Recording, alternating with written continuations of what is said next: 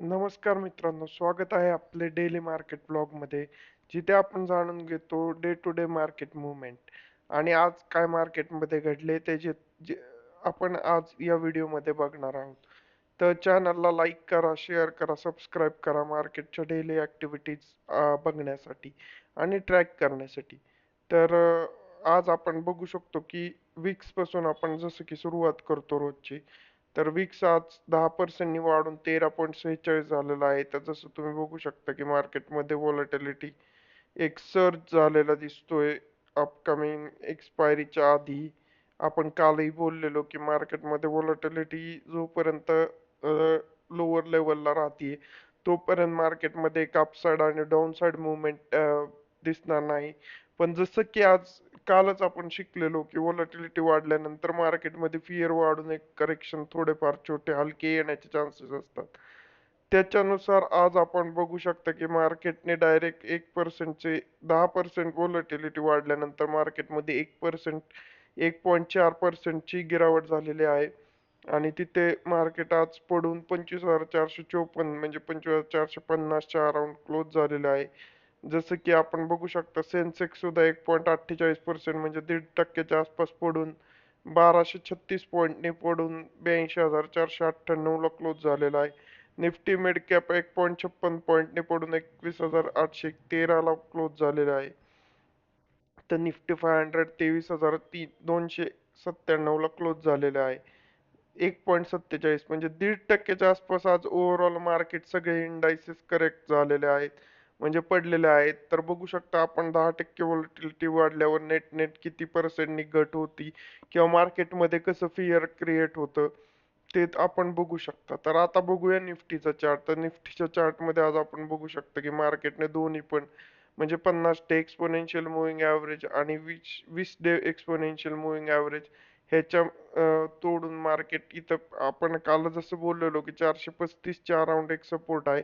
तो सपोर्ट मार्केटने घेतलेला आहे. आता नेक्स्ट सपोर्ट आहे 25,238 म्हणजे 25,240च्या आसपास किंवा 25,230च्या आसपास जर मार्केट 30च्या खाली क्लोज झालं तर 25,000 एकदा क्लेम करण्याचे चान्सेस आहेत. एक सॉलिड अशी रेड कॅन्डल बनवलेली आहे. मार्केटने प्रिव्हियस सेशनमध्ये तुम्ही बघू शकता की खाली वर जाण्याचा एक प्रयत्न केला होता पण मार्केटला 26,000 पाशी एक चांगला रेजिस्टन्स आढळल्यामुळं मार्केटने आज पुन्हा एकदा करेक्शन मोड ऍक्टिव्हेट केलेला आहे.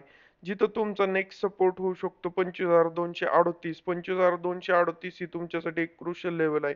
25,230च्या खाली मार्केट जर क्लोज झालं किंवा सस्टेन झालं तर 25,000 एकदा टेस्ट करू शकतं.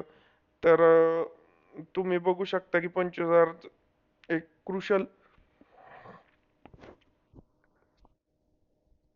25,000 एक क्रुशियल सपोर्ट लेवल आहे. 25,000 पण जर तोडलं तर मार्केट एक बिअरिश टेरिटरीमध्ये जाण्याचे चान्सेस आहेत.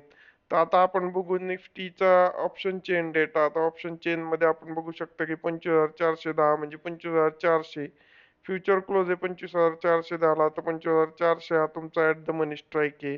तर तुम्ही बघू शकता की 25,500 सुद्धा तोडून म्हणजे 25,500च्या पुटमध्ये आज बघू शकता अजून सुद्धा 69 लाख ओपन इंटरेस्ट 23% कमी झालेला आहे. 25,500ची एक लेवल आपण काल बघितली होती.